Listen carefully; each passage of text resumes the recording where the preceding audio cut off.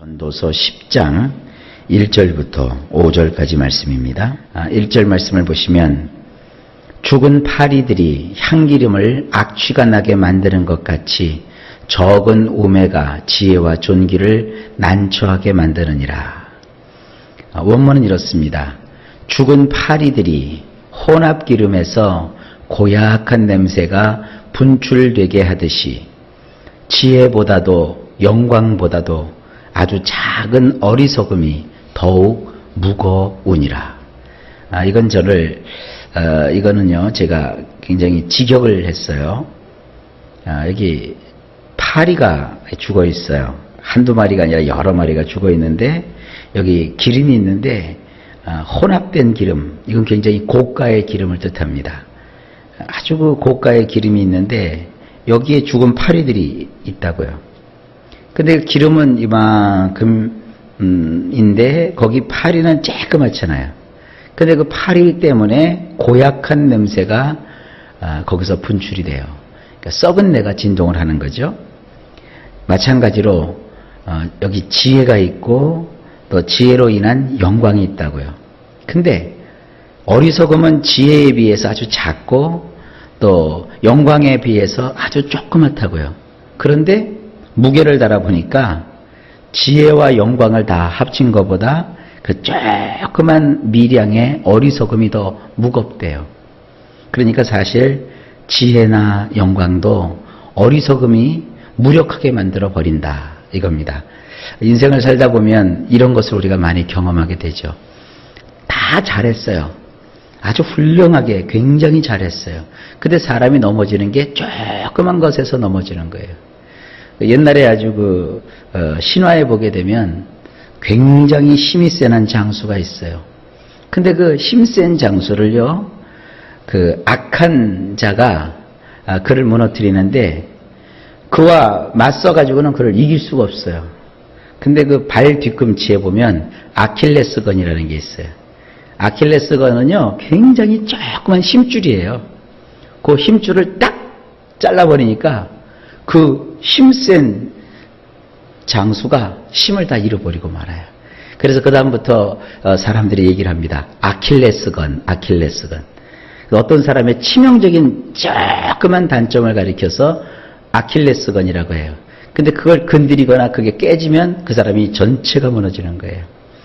우리 예수 믿는 사람들도요, 많은 것을 하고 또 굉장한 업적을 남기고 뭐 훌륭하고 유명해지고 그거보다는 아주 작은 어리석음, 자기 자신 전체를 무너뜨리는 작은 어리석음을 더 조심해야 된다. 사람이 그 큰 일에 있어서는 담대해져요. 그러나 조그맣고 사소한 것에서 넘어지는 거예요.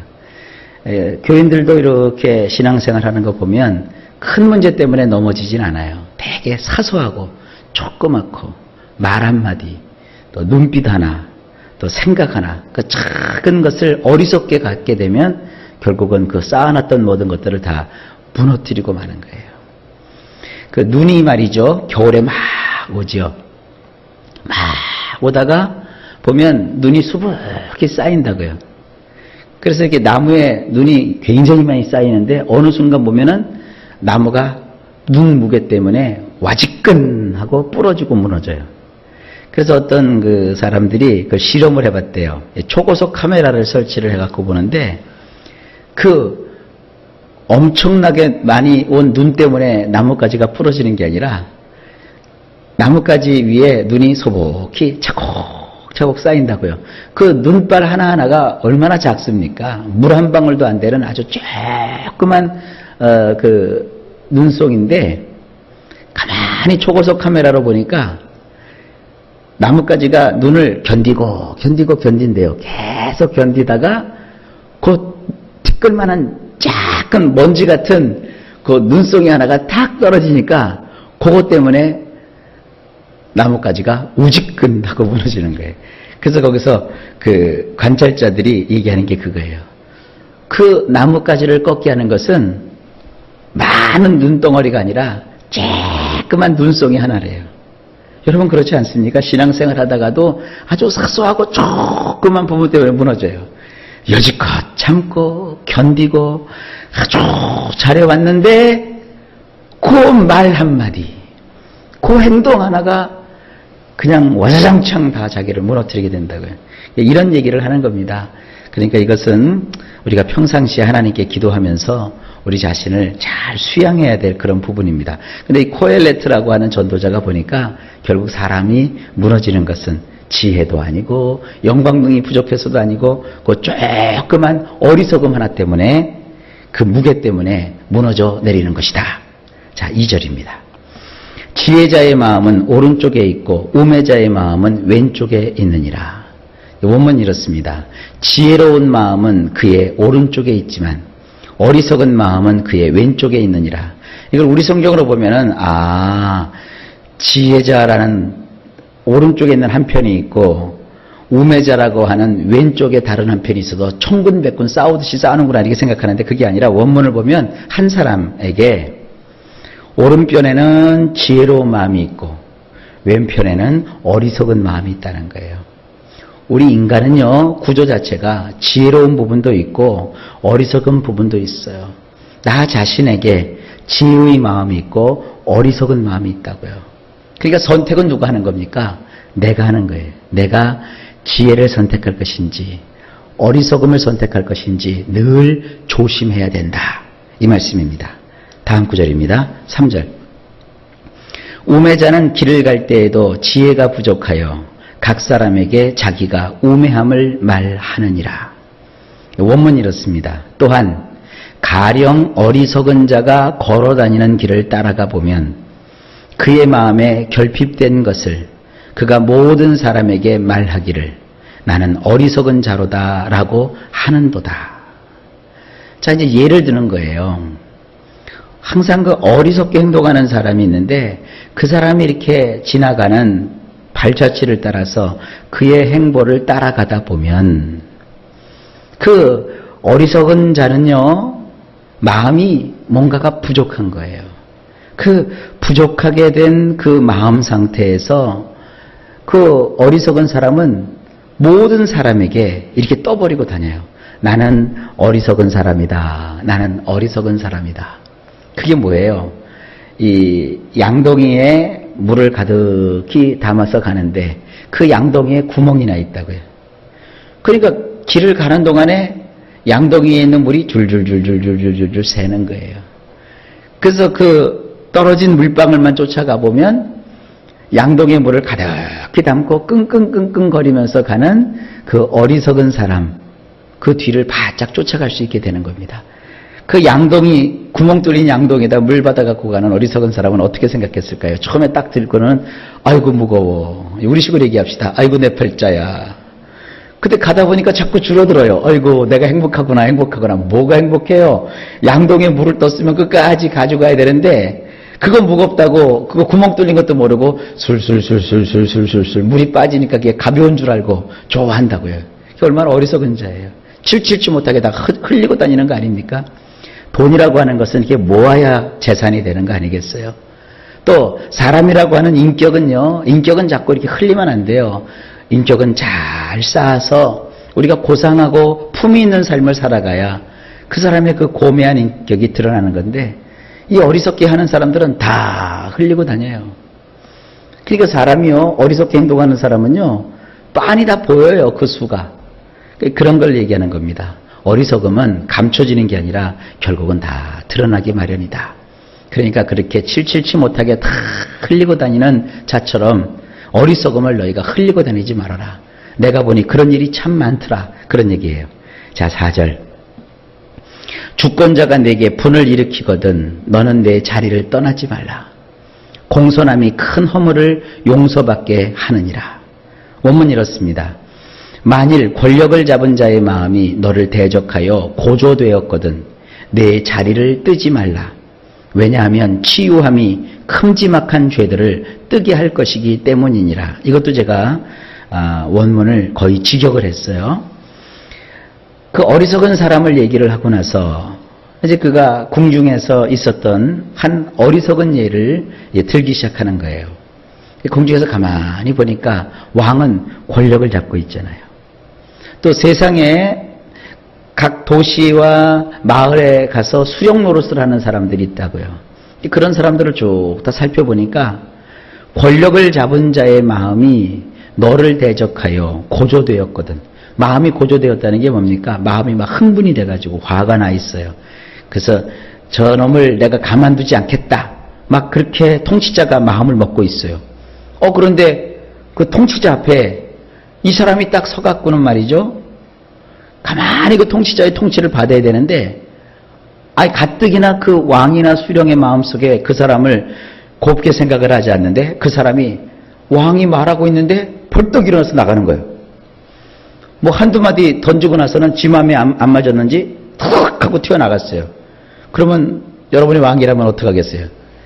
그놈부터 치죠. 그걸 가만 두질 않지요. 어른 얘기하는데 그냥 어린애가 막 대들고 막 이렇게 반항해봐요. 그거 가만두겠어요? 그런 일을 하지 말라. 그게 어리석은 짓이라는 거죠. 그러면서 이렇게 얘기하는 겁니다. 왜 그렇게 해야 되느냐 하면 치유함이 큼지막한 죄들을 뜨게 할 것이다. 여기 지금 그 원문에 보면 자리를 뜬다라는 말 두 단어가 나와요. 통치자 앞에서 네가 어리석은 마음을 가지면 그가 말을 다 마치기도 전에, 그가 모든 초결을 내리기도 전에 그 자리를 떠서 그 미워하는 마음, 그를 징벌하고자 하는 마음에 더 휘발유를 붓듯이, 활활 타는 불에다가 휘발유를 붓듯이 그렇게 염장을 질러대는 것, 그거 옳지 않다. 왜냐하면 그런 관계가 치유되기 위해서는 너희가 조심하고 지혜로워야 되는데, 그런 관계가 치유가 돼야 그가 균형을 면치 못할 그 큰 죄를 할지라도 그 치유함이 그 큼지막한 죄들을 그에게서 떠나게 할 거 아니냐. 그리고 이렇게 뜨지 말라라는 말, 뜬다라는 말 두 가지를 대조를 시켜서 이렇게 하나의 교훈을 주고 있어요. 다시 한번 정리를 합니다. 권력을 가진 자 앞에서 어리석게도 그 자리를 뜨지 말라. 왜냐하면 그 자리를 뜨지 말아야 권력자가 아이고 그래도 저 불쌍한 놈 내가 요번에 한 번 더 용서해 줘야지. 내가 한 번 더 봐줘야지. 그동안에 공적도 있고 치적도 있으니까 내가 더 참아주면 되지 뭐. 그래. 이렇게 너그럽게 여기는 마음이 있을 거 아닙니까? 그게 치유함이에요. 그런 그 권세를 가진 자가 치유하는 마음을 갖고 그 관계를 치유해 줘야 그에게 임하게 될 큰 중벌을 이제 내리지 않게 될 것이 아니냐. 그런데 고집 부리고 그 앞에 뻗대고 서서 있다면 어떻게 되겠느냐. 내가 해 아래서 이런 것들을 보니까 참 이런 일들이 있더라. 지금 그런 얘기를 하고 있는 겁니다. 자, 이제 5절 되면 장면이 또 싹 바뀌어요.